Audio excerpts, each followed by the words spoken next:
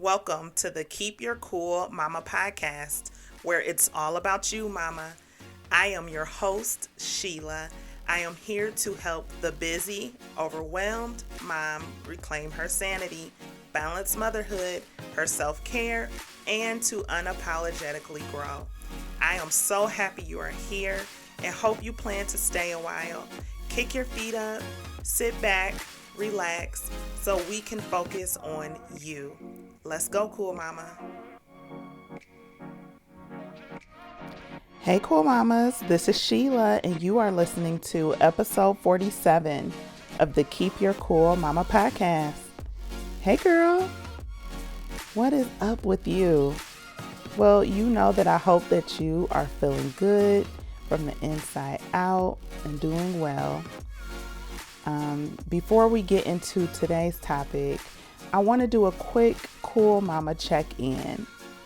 As I check in with myself, my hope is that you will take a moment to check in with you as well. As moms, we have to normalize checking on our own well-being on a consistent basis. So let's be diligent about making that happen on a consistent basis, because I know it's something that I have to get better at myself as well. I'm doing pretty good today. This week overall has been going pretty well. My sons went back to school from spring break. I had a paper due for my social psychology class, and that was due on this past Monday. And I think I did pretty good on the paper. So I'm feeling very good about how I structured getting that done and not procrastinating. Very proud of myself when it comes to that.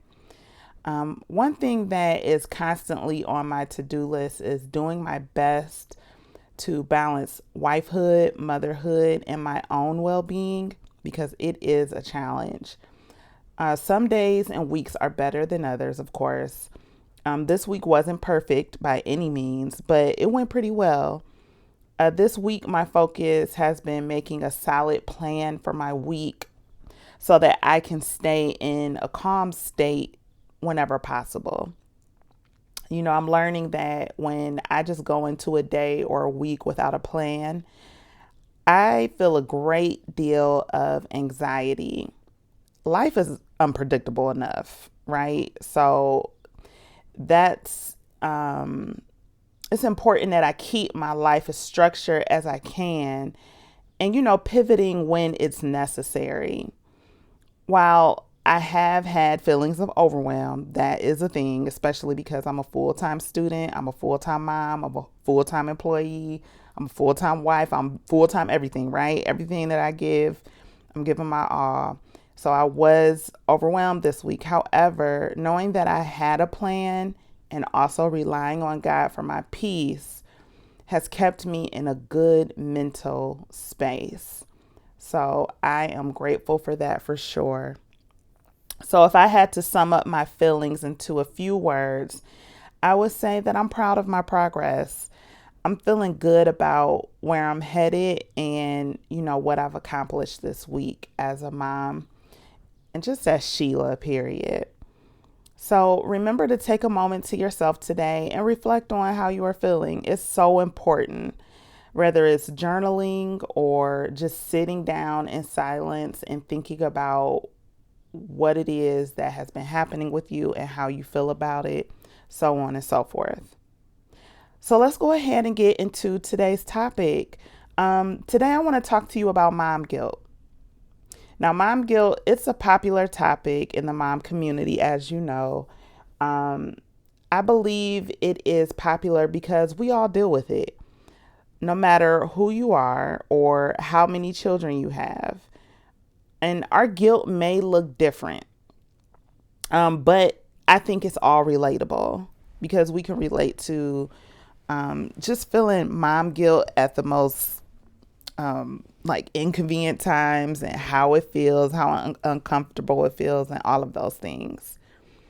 And I first want to send you my love and virtual hugs if you are dealing with any mom guilt in this moment. It's a terrible feeling to have. Trust me, I understand. But I want you to know that things will get better. And I want you to believe that for yourself if you're having a hard time believing that. So, in an attempt to help you deal with mom guilt, I would like to offer you 4 tips that have really helped me as I've been on my motherhood journey. It's important to remember that mom guilt it's just a sign that you care about your children and that you are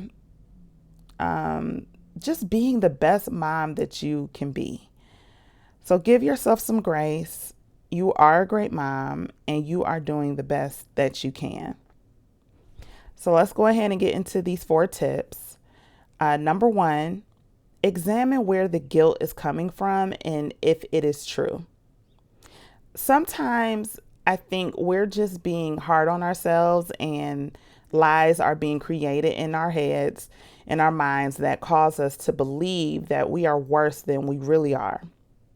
It just makes the situation just seem worse.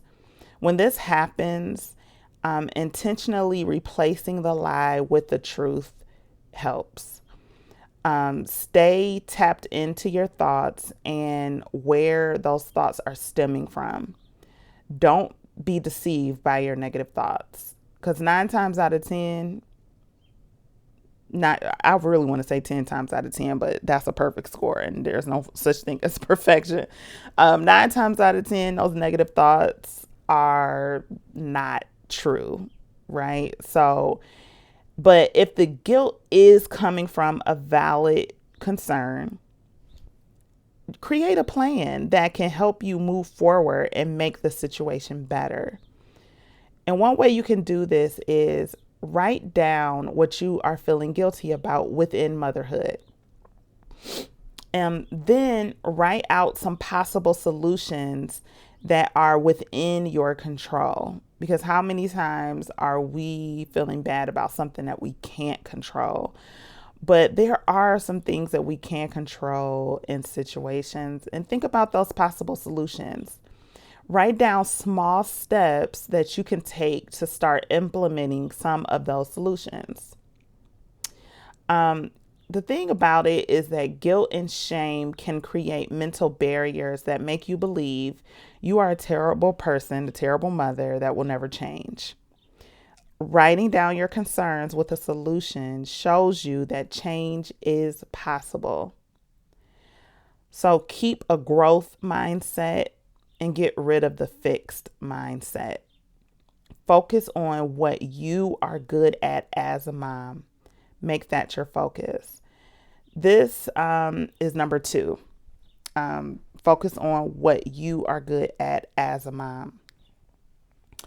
This point ties in to the first point of examining where the guilt is coming from and replacing the lie with the truth. This will help to remind you that you are a good mom that loves her children. There's a quote that says, "Your focus determines your reality." And I believe that that is so true. So, with that said, focus on what is true and good. Focus on how you show up for your child each and every day. Focus on the unique ways in which you love your child. Focus on how far you've come as a mother.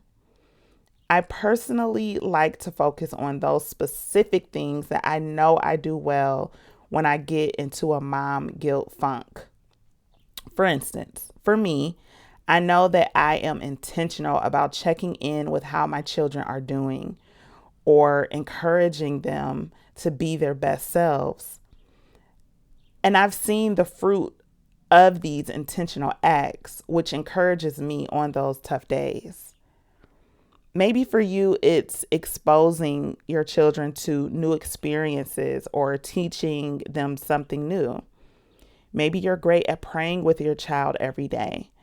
Whatever it is for you, focus on what is good. Do more of those things when you start experiencing mom guilt.